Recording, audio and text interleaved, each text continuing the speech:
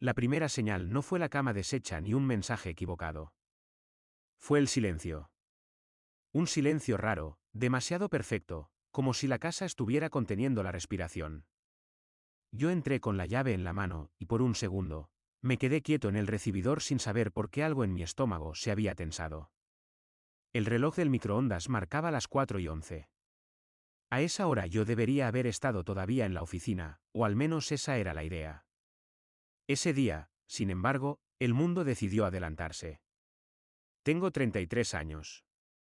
No soy un tipo dramático, ni me gusta el conflicto. Trabajo en cumplimiento y prevención de riesgos para una empresa de pagos digitales que opera en varias ciudades del país. Mi equipo se dedica a rastrear patrones, a buscar lo que no encaja, transacciones duplicadas, identidades que se repiten, comportamientos que parecen normales por separado pero que juntos dibujan una historia. Mi trabajo es, básicamente, aprender a mirar sin pestañear.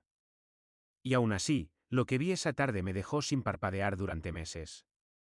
La razón por la que volví temprano fue casi ridícula. Llevaba 2 semanas preparando un informe para una auditoría interna. Un proveedor grande había cambiado su esquema de facturación y había señales de manipulación. Números redondos donde no tocaba, cancelaciones recurrentes, reembolsos que se disparaban justo antes de cierre. Yo había armado todo como un rompecabezas y esperaba una reunión larga, de esas que te chupan el día. Pero a las 2:30, el director de cumplimiento canceló la auditoría.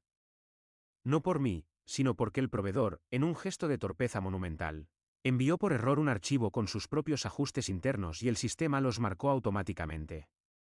El caso se resolvió sin necesidad de guerra. Mi jefe lo celebró con un buen trabajo rápido y una palmada en el hombro. Me ofreció irme temprano. Yo, que llevaba semanas durmiendo mal, acepté. Tenía en la cabeza una lista corta de cosas para el fin de semana. Comprar café. Pasar por la tintorería. Recoger unas invitaciones que habíamos mandado imprimir para la boda. Cosas pequeñas, de futuro. De ese futuro que yo creía que estaba armando con paciencia. Mi prometida se llamaba Camila. Llevábamos casi 5 años juntos y estábamos a 3 meses de casarnos. Cuando lo escribo, todavía me sorprende lo fácil que es reducir todo a una línea: estábamos por casarnos. Como si eso no incluyera tardes enteras discutiendo centros de mesa, eligiendo platos, preguntándonos si el salón tenía buena acústica o si el DJ era un farsante. Como si no incluyera el anillo que compré pagando cuotas durante 4 meses. Como si no incluyera el depósito del lugar, la sesión de fotos, el anticipo de la luna de miel y el vestido que ella guardaba en nuestro armario como si fuera una reliquia. Habíamos invertido alrededor de $16.000 ya. La cifra no es lo importante es lo que representa: tiempo, confianza, nosotros. Camila tenía una forma especial de hablar del futuro. No como un sueño, sino como un plan. Cuando tengamos hijos, decía. Cuando compremos una casa. Yo la escuchaba y sentía que por fin estaba en una vida ordenada. Mi hermano menor también vivía con nosotros, temporalmente. Se llama Bruno. Tiene 29, carisma de sobra y una habilidad peligrosa para convertir sus problemas en historias donde él es la víctima de la injusticia. Lo despidieron de una empresa de logística meses antes, y llegó a casa con una mochila, una sonrisa cansada y una promesa: es solo mientras me acomodo. Yo no puse condiciones. Le ofrecí la habitación de visitas, le di una llave y le dije que se tomara el tiempo que necesitara. Era mi hermano. Yo era, desde siempre, el responsable de la familia. El que no se mete en líos. El que llama el domingo. El que resuelve. No me cuestioné ni un segundo. De camino a casa, pasé por una tienda pequeña donde Camila había visto unas velas aromáticas absurdamente caras. No me lo pidió de frente, pero cada vez que pasábamos por la vitrina, disminuía el paso y decía: mira qué lindas. Me pareció un detalle tonto, pero yo quería verla contenta. Compré 2. Una olía a higo y otra a algo que el vendedor describió como madera y lluvia. No sé. La caja era elegante y el recibo me dolió un poco. Pensé: vale. Llegué a casa antes de las 5. El auto de Bruno estaba en la entrada, lo cual no me sorprendió. Yo entré con las bolsas y cerré la puerta con cuidado. Y ahí fue cuando noté el silencio. Los zapatos de Bruno estaban junto a la puerta, desordenados como siempre. La chaqueta de Camila colgaba en el perchero. En la cocina, su vaso de agua con una rodaja de limón estaba a medio terminar, como si lo hubiera dejado por un instante. Pero no había ruido de televisión. No había música. No había pasos. Subí 2 escalones y me detuve. Escuché algo. No era una voz clara. Era un sonido rítmico, amortiguado, repetido. Y el cerebro, cuando está entrenado para encontrar patrones, no tarda mucho en entender. Me quedé quieto, apoyando una mano en la baranda. El sonido venía de arriba. Del pasillo. Del dormitorio principal. Sé lo que se espera de un hombre en esas escenas, que golpee la puerta, que grite, que se convierta en un animal. Pero la vida real, al menos para mí, no funcionó así. Lo que sentí fue una frialdad que me recorrió desde la nuca hasta el pecho. Una especie de calma horrible. Como si mi cuerpo decidiera que, si iba a caerme, no podía hacerlo todavía. Subí escalón por escalón. No corrí. No para hacerme el fuerte, sino porque correr habría significado que todavía creía que podía cambiar algo. Yo ya sabía que no iba a cambiarse. La puerta estaba entreabierta. Ni siquiera cerrada. Empujé con la punta de los dedos. Y ahí estaban. Bruno se separó de ella tan rápido que casi se cae. Camila se agarró la sábana como si con eso pudiera borrar el aire. El cuarto olía a perfume y a algo más, algo humano que me revolvió el estómago. Mi cama. Mis sábanas. El cabecero que yo había armado una tarde de sábado. Maldiciendo las instrucciones y riéndome porque Camila me decía que yo era incapaz con esas cosas. No recuerdo haber gritado. De hecho, estoy casi seguro de que no lo hice. ¿Cuánto tiempo?, pregunté. Mi voz sonó ajena. No tembló. Eso fue lo más extraño. Camila abrió la boca, y por un instante vi el pánico puro. No solo vergüenza, pánico. Como quien ve a un animal grande en el borde del camino y no sabe si va a atacar. Bruno balbuceó mi nombre. Martín. Camila empezó a llorar. Lágrimas reales, supongo. No lo sé. Ese día aprendí que incluso las lágrimas pueden ser parte de una estrategia sin que la persona lo sepa. Perdóname, dijo. ¿Yo? No me acerqué. No pregunté por qué. Esa pregunta se responde sola de muchas maneras, y ninguna sirve. ¿Cuánto tiempo?, repetí. Bruno miró el suelo. Camila apretó los labios como si le dolieran. 8 meses, dijo, casi en un susurro. ¿8? Desde finales del año anterior. Desde el mes en que Bruno se instaló temporalmente. Desde el mes en que yo lo defendí cuando mi madre dijo que quizá le estaba consintiendo demasiado. Desde el mes en que Camila me abrazaba por la noche y me decía que estaba orgullosa de mí. 8 meses es suficiente para construir una rutina. Para perfeccionar mentiras. Para tener conversaciones en clave. Para mirarse sin hablar frente a mí. Yo no dije nada. Cerré la puerta. No de golpe. La cerré como se cierra una oficina al final de un día. Bajé las escaleras sin prisa. Entré a la cocina. Dejé las velas sobre la encimera. Las miré un segundo. Me parecieron ridículas. Me pareció ridículo todo. Salí por la puerta principal, subí al auto y manejé sin rumbo hasta un estacionamiento de un centro deportivo que a esa hora estaba casi vacío. Apagué el motor. Me quedé con las manos en el volante. La cabeza no me daba frases. Me daba números. 8 meses. 16.000 invertidos. 3 meses para la boda.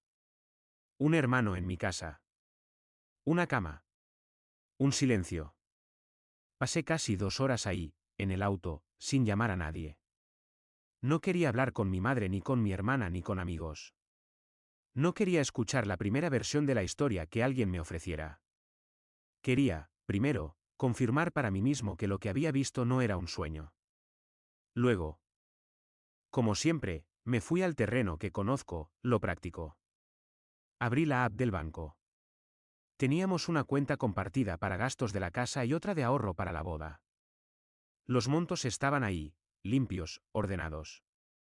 El fondo de emergencia, el depósito del salón, las cuotas del fotógrafo. Transferí exactamente la mitad del saldo disponible a una cuenta personal que Camila no conocía. Ni un centavo más. No por nobleza. Por disciplina. Una parte de mí quería vaciarlo todo. Pero yo sabía algo: cuando el polvo se asienta, la gente reconstruye la realidad alrededor de lo que le conviene. Yo necesitaba un historial impecable incluso para protegerme de mi propia rabia. Tomé capturas de pantalla. Guardé fechas. Guardé movimientos.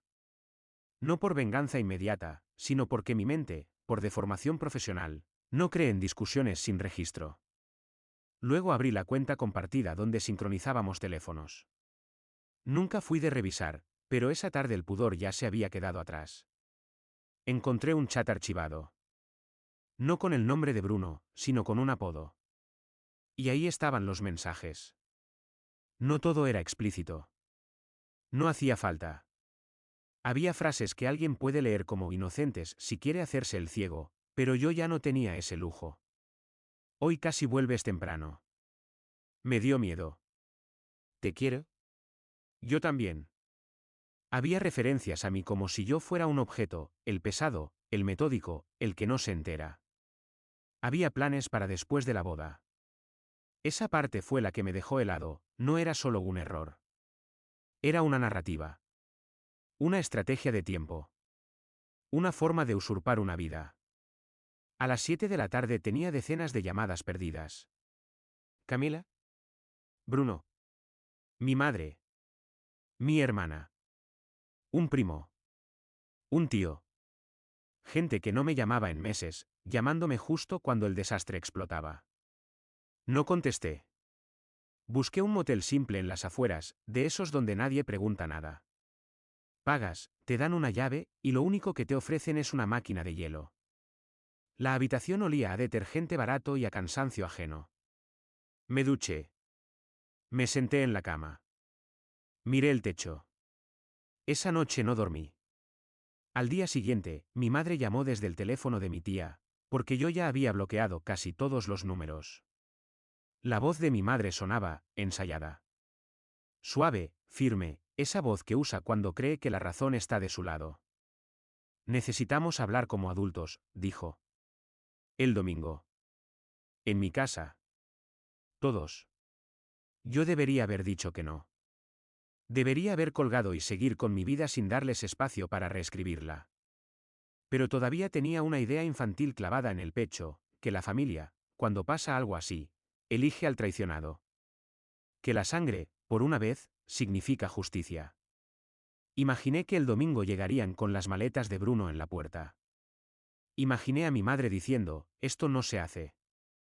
Imaginé a mi hermana, Lucía, mirándome y diciendo, lo siento. Me imaginé apoyado, aunque fuera por un minuto. Llegué el domingo a las 5. La casa de mi madre olía a comida recalentada y a ambientador. La sala estaba dispuesta como una escena de juicio, sillas en círculo, una silla sola frente al grupo. El asiento aislado era para mí. Mi madre estaba sentada en su sillón junto a la ventana. Lucía, en el sofá, con los brazos cruzados. Y en el otro sofá, Bruno y Camila. Juntos. Lo suficientemente cerca como para tocarse el hombro. Ni siquiera intentaban disimularlo. Me quedé de pie. Siéntate, dijo mi madre. No, respondí. Me quedo así. Camila empezó a llorar apenas me vio, como si alguien le hubiera dado la señal. Bruno tenía la cara pálida, pero no por vergüenza. Por miedo. Martín, empezó mi madre, sé que estás herido. ¿Por qué está ella aquí?, y pregunté, señalando a Camila. Porque iba a ser parte de la familia, dijo mi madre, y ahí, sin querer, soltó la idea central, Camila. Para ella, seguía siendo familia incluso después de haberme destrozado. Camila lloraba, se secaba las lágrimas con un pañuelo que ya tenía en la mano. Bruno miraba un punto fijo en la mesa, como si el mueble pudiera absolverlo. Queremos hablarte con honestidad, dijo Lucía. Curioso. Respondí. Eso debió pasar hace 8 meses. Lucía frunció la boca. Siempre fue así, le molesta más el tono que el hecho. El tipo de persona que confunde forma con moral. Camila respiró hondo, como si fuera a recitar algo. Yo nunca quise lastimarte, dijo. De verdad. Esto simplemente pasó. Simplemente pasó 8 meses, pregunté. Bruno levantó la vista y, por fin, habló. Nos enamoramos. Lo dijo como si eso fuera una carta ganadora. Como si la palabra amor pudiera convertirlo en algo menos feo. Mi madre asintió despacio, como si estuviera escuchando una tragedia inevitable. Martín, dijo ella, Bruno es tu hermano. Lo que hizo está mal, sí, pero... El pero es un cuchillo envuelto en algodón. Pero la familia perdona. Me quedé mirándola. Esa mujer me había llamado siempre su hijo confiable. Yo fui el que la acompañó a hacer trámites cuando se separó de mi padre. El que le prestó dinero para arreglar el auto sin pedirle explicaciones. El que llamaba para ver si había comido. El que arreglaba cosas en su casa con mis manos. Y ahí estaba, diciendo la familia perdona, como si yo fuera el obstáculo para la paz. ¿Estás del lado de él?, pregunté. No hay lados, respondió ella rápido. Somos familia. Eso no responde la pregunta. Lucía intervino, impaciente. Martín, estás siendo exagerado. Sí, fue horrible, pero arruinarle la vida a todos. La miré como si no la conociera. ¿Exagerado?, repetí. ¿Me estás llamando exagerado por encontrar a mi prometida con mi hermano en mi cama? Camila cambió de estrategia.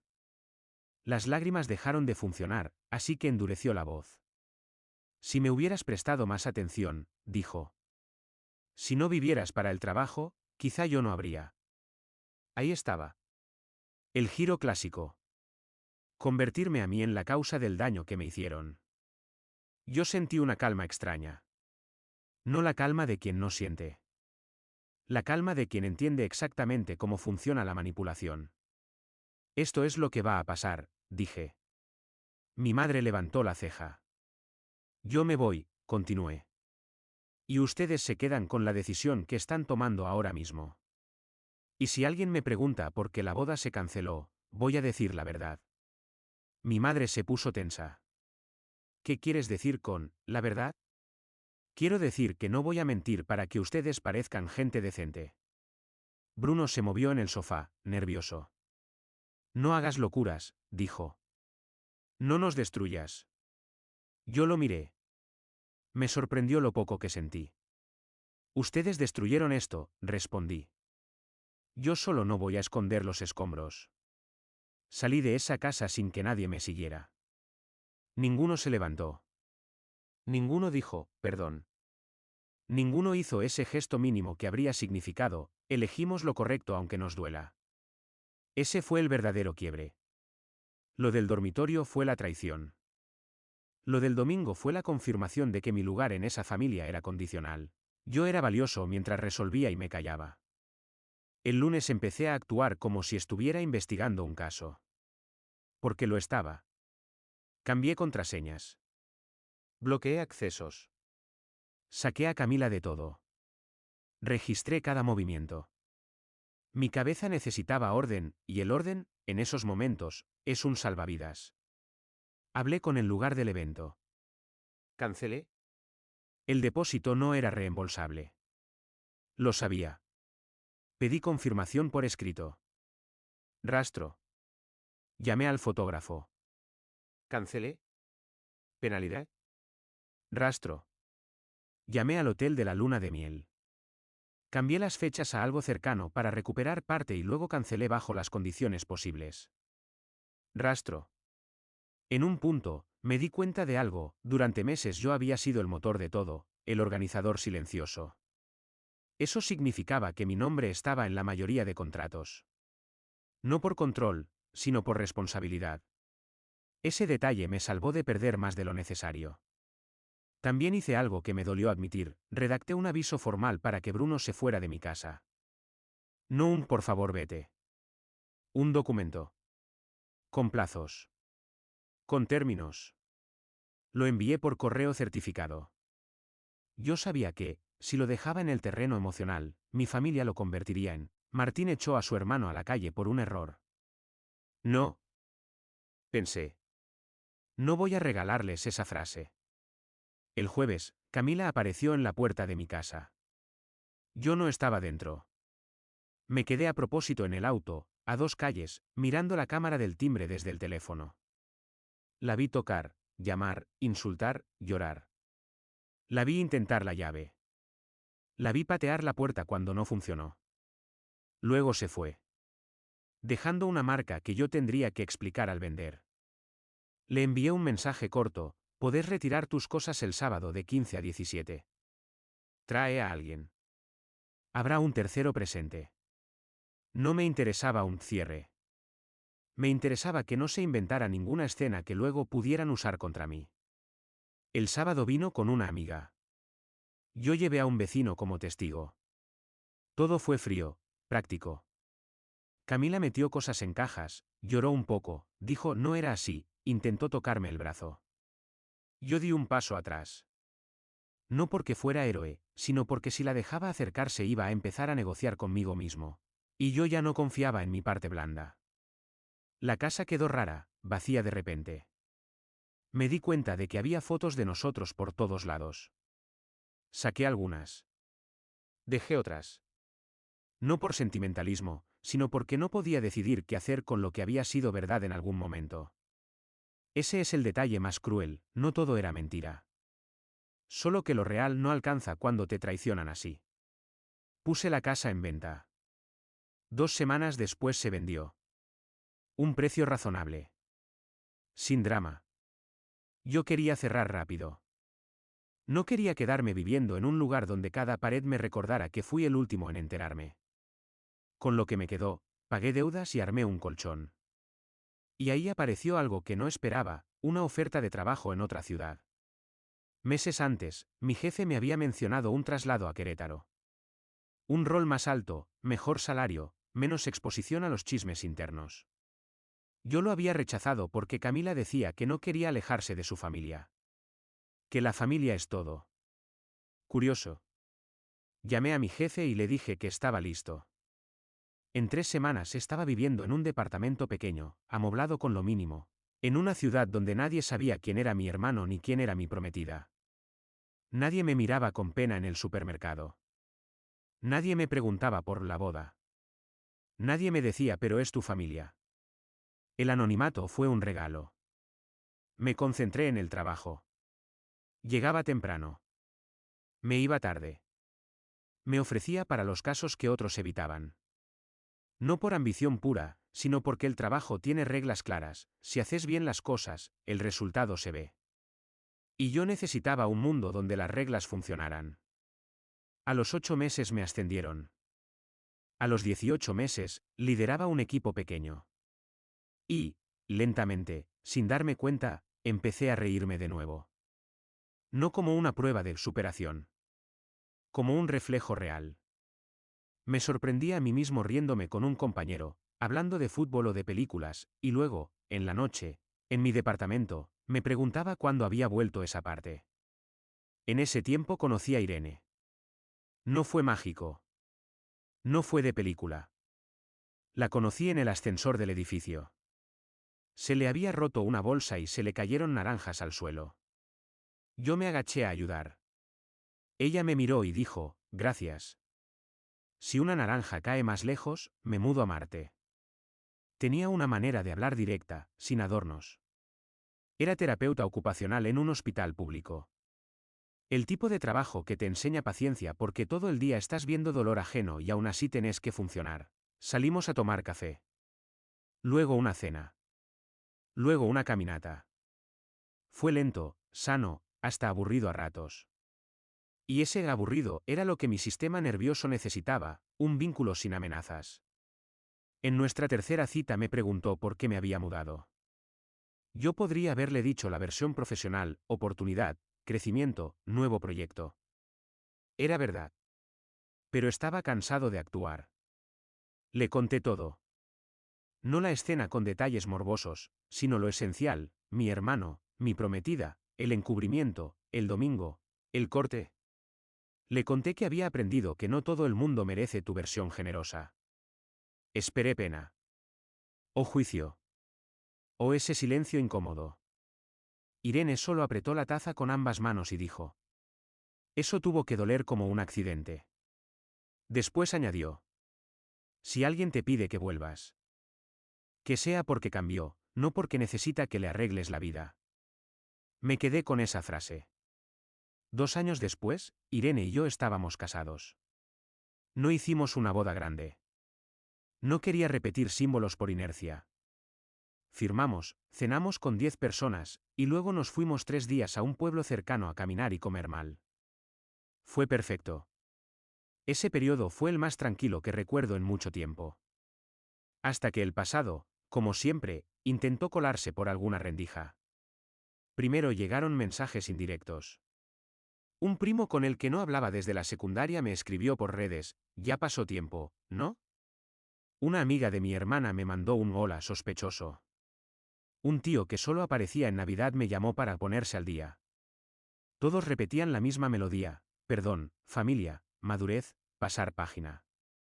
Yo no respondí. Luego llegó el golpe emocional clásico: la salud. Mi madre estaba enferma. No diré detalles por respeto, pero era lo suficientemente serio como para que la palabra hospital apareciera en varios mensajes. Y lo suficientemente tratable como para que la narrativa de mi familia pudiera convertirse en: Martín abandonó a su madre. Lo pensé durante días. Irene no me presionó. Solo me dijo: hagas lo que hagas, hacelo desde tu decisión, no desde su culpa. Respondí con una frase: espero que se recupere. No voy a volver. La respuesta de mi tío fue inmediata: te vas a arrepentir. Me quedé mirando la pantalla un rato largo. No por miedo. Por cansancio. Porque esa amenaza emocional es vieja. Funciona con el hijo que aún cree que la culpa es amor. Yo ya no era ese. Mi madre se recuperó. Lo supe por publicaciones. Sonrisas en fotos de hospital. Textos sobre la familia unida. Indirectas sobre traición. Bloqueé a medio mundo. La vida volvió a estabilizarse. Hasta que Camila apareció. No físicamente. Primero, por correo. Me escribió desde una dirección nueva. El mensaje era largo y estaba lleno de frases cuidadosamente escogidas. Que se arrepentía. Que Bruno no había sido lo que parecía. Que ella había pagado caro. Que la relación había terminado hacía tiempo. Que ahora entendía lo que había perdido. Que no pedía otra oportunidad, pero necesitaba que yo supiera. Leí el mensaje 2 veces. Noté algo: incluso en su arrepentimiento, había una forma de presentarse como víctima del desastre. Como si el desastre le hubiera ocurrido a ella, no como si ella lo hubiera creado. No respondí. La bloqueé. No por rencor. Por higiene mental. Pensé que ahí terminaba. Me equivoqué. Semanas después, alguien envió un correo anónimo a mi trabajo, copiando a mi jefe y a recursos humanos. Un texto vago, venenoso, diseñado para sembrar duda: que yo era el rencoroso, peligroso, que había destruido a mi familia, que no era confiable. No tenía pruebas. Solo insinuaciones. Mi estómago se cerró. No por temor a perder el trabajo, sino por esa sensación de que el pasado ya no estaba contento con quedarse lejos, quería ensuciar mi presente. Fui a recursos humanos ese mismo día. No a defenderme con gritos, sino con documentos. Armé una línea de tiempo simple. Adjunté capturas de intentos de contacto anteriores. Adjunté el aviso legal que había enviado años atrás. Adjunté el reporte policial que hice en su momento cuando el acoso empezaba a escalar. Todo ordenado. Todo frío. Todo verificable. Mi jefa de RRHH me escuchó sin interrumpir. Luego dijo algo que no olvidó. Gracias por venir con hechos, no con historias. Investigaron el correo.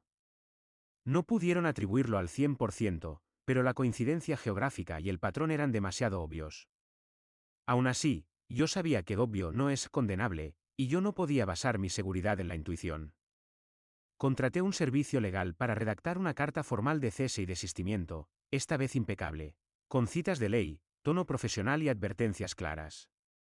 La envié por correo certificado a la última dirección conocida de Camila y a la de Bruno, que encontré en registros públicos. No necesitaba que ellos sintieran miedo. Necesitaba que existiera un rastro que dijera: esto está pasando, y yo lo estoy tomando en serio. Las cosas se calmaron. Pasaron meses sin noticias. Irene quedó embarazada. Nuestra vida se volvió pequeña en el mejor sentido: consultas médicas, compras de pañales, discusiones tontas sobre nombres. Nos mudamos a una casa modesta. Yo me sentía, por primera vez, dentro de una vida que no tenía que defender.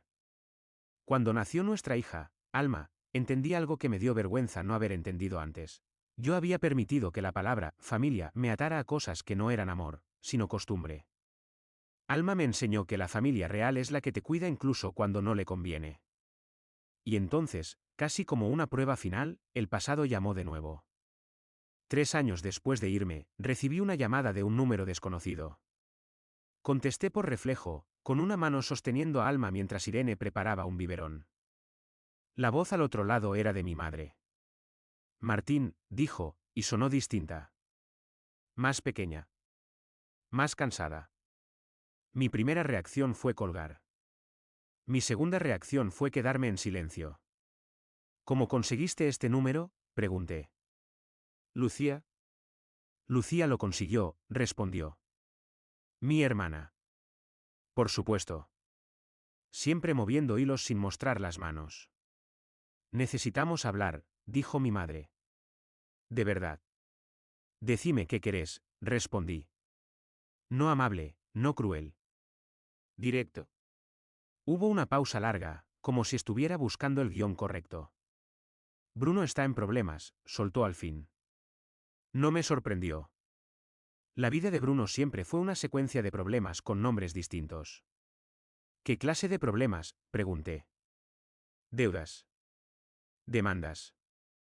Y, hay un tema con un préstamo que salió a nombre de la familia. No sé bien. Yo no entiendo esas cosas. Pero Lucía dice que vos, con tu trabajo, podrías ayudarnos a ordenar esto. A hablar con alguien. A explicar. Ahí estaba. La verdadera razón. No era un reencuentro. No era arrepentimiento. Era logística. Querían al hijo que resuelve. Al hermano que arregla. Al hombre que pone orden cuando ellos hacen caos. Miré a Alma, dormida en mi pecho. Sentí una rabia vieja queriendo subir. No por Bruno, sino por la certeza de que mi familia no me extrañaba a mí. Extrañaba mi utilidad. ¿Y por qué me llamas ahora?, pregunté. ¿Por qué me querés o porque te falta una pieza? Mi madre guardó silencio. Cuando volvió a hablar, su voz temblaba. Nos equivocamos, dijo. Ese domingo, nos equivocamos. Te pedí que perdonaras algo imperdonable. Te traté como si tu dolor fuera exageración. Y yo sé que no puedo borrar eso. Pero Bruno, es tu hermano. Yo respiré. Lento. Bruno dejó de ser mi hermano el día que se acostó con mi prometida en mi cama, dije. Y ustedes lo confirmaron el día que lo defendieron. Él está desesperado, insistió mi madre. ¿Y Lucía? Lucía dice que si esto sale mal, podríamos perder la casa. Ahora sí. ¿La casa? El patrimonio. El miedo real. ¿Me están pidiendo que vuelva a salvarlos?, pregunté, casi sin creerlo. Mi madre no respondió. Y esa falta de respuesta fue la respuesta. Irene apareció en el marco de la puerta, con el biberón en la mano. Me miró sin preguntar. Solo esperó. Yo levanté un dedo, pidiéndole un minuto. Volví al teléfono. No voy a volver, dije. No voy a hablar con nadie por Bruno. No voy a usar mi trabajo para arreglar lo que ustedes permitieron que se hiciera. Tengo una familia. Una esposa, Una hija. Una vida que construí sin ustedes. Y la voy a proteger. Mi madre lloró. No como Camila lloraba, no con teatralidad. Fue un llanto cansado. Te extraño, dijo. Lo creí. O creí que extrañaba algo. Pero extrañarme no cambiaba lo ocurrido, ni anulaba el patrón. Yo también extraño a la madre que pensé que tenía, respondí, y me dolió decirlo. Pero esa madre no estuvo cuando la necesité. Silencio. Cuídate, dije finalmente. Y que Bruno viva con sus consecuencias. Colgué. Me quedé mirando la pantalla un momento. Irene se acercó y me pasó el biberón como si esa acción cotidiana fuera una cuerda para traerme de vuelta al presente. Alma abrió los ojos un segundo y luego volvió a dormirse. Su respiración era suave, constante, confiada. ¿Estás bien?, preguntó Irene. Y ahí entendí la transformación completa. No era que yo me hubiera vuelto duro. Era que había dejado de mendigar pertenencia donde no había respeto. Sí, dije. Estoy bien. La parte final, la que podría haber sido clímax si yo la hubiera buscado, llegó meses después, en una coincidencia inevitable. Me mandaron a mi ciudad por una capacitación. 2 días de reuniones, cenas corporativas y hoteles impersonales. Yo evité los lugares conocidos, pero el mundo es pequeño y las costumbres son trampas. Entré a una cafetería cerca del centro porque estaba entre 2 reuniones y necesitaba un café rápido. Me puse en la fila sin mirar alrededor. Escuché mi nombre. Martín. Me giré. Bruno estaba ahí. Más grande, más hinchado, con ojeras profundas. Tenía ese aspecto de alguien que lleva tiempo durmiendo mal. Los ojos no le brillaban como antes. Se acercó como si tuviera derecho. Te busqué, dijo. No me respondías. No era un misterio, respondí. No quería hablar. Bruno tragó saliva. Lo sé, dijo, y por primera vez lo vi sin su máscara habitual. Yo sé que lo arruiné todo. No contesté. No estoy acá para pelear, dijo rápido, como si temiera que me fuera. Solo, necesitaba decirte que lo siento. De verdad. Yo estaba roto, estaba perdido, y... ¿Camila? Deja a Camila fuera, lo corté. Tomaste tus decisiones. Bruno apretó los labios. Mamá está mal, dijo. Lucía está desesperada. Yo metí la pata con dinero. Firmé cosas. Pensé que podía arreglarlo. ¿Y ahora? Ahora querés que yo lo arregle, completé. Bruno bajó la mirada. Sí, admitió. Porque vos siempre arreglas. Siempre fuiste el que. Ahí estuvo, en esa frase, toda la verdad desnuda. No era un pedido de perdón. Era una confirmación de rol. Yo era el recurso. Lo miré sin odio. Eso fue lo más raro. No sentí el fuego antiguo. Sentí lástima, pero no la lástima que te hace volver, sino la que te hace entender que alguien eligió mal durante mucho tiempo. Ya no soy ese, dije. Bruno levantó la cabeza, desesperado. Seguimos siendo familia, insistió. No, respondí, y mi voz salió tranquila. No lo somos. Su rostro se quebró. Como si esa palabra le doliera físicamente. Entonces, ¿me vas a dejar caer?, preguntó. Yo respiré y pensé en Alma. En Irene. En la casa donde, por primera vez, yo me sentía seguro. Vos caíste hace años, respondí. Yo solo dejé de ponerme abajo para amortiguarte. Bruno se quedó quieto. Vi en su cara el tipo de comprensión que llega tarde, cuando ya no hay negociación posible. Dejé el café sobre el mostrador, pagué, tomé mi vaso y me fui. No corrí. No me apuré. Salí al sol de la tarde y caminé hacia mi auto de alquiler. Esa noche, en el hotel, Irene me llamó para decirme que Alma había dado sus primeros pasos sosteniéndose del sofá. Me mandó un vídeo. Alma se reía, tambaleante, orgullosa. Yo vi ese vídeo 3 veces. Y entendí, con una claridad que antes no tenía, No estaba huyendo del pasado. Estaba volviendo, todos los días, al lugar que elegí. A la vida que construí sin traicionarme. Eso no me convirtió en un santo ni en un villano. Me convirtió en alguien que aprendió tarde, pero aprendió al fin, que el amor sin respeto se vuelve una deuda que nunca termina de pagarse. Yo ya no pago esa deuda. Yo pago mi presente. Y lo cuido,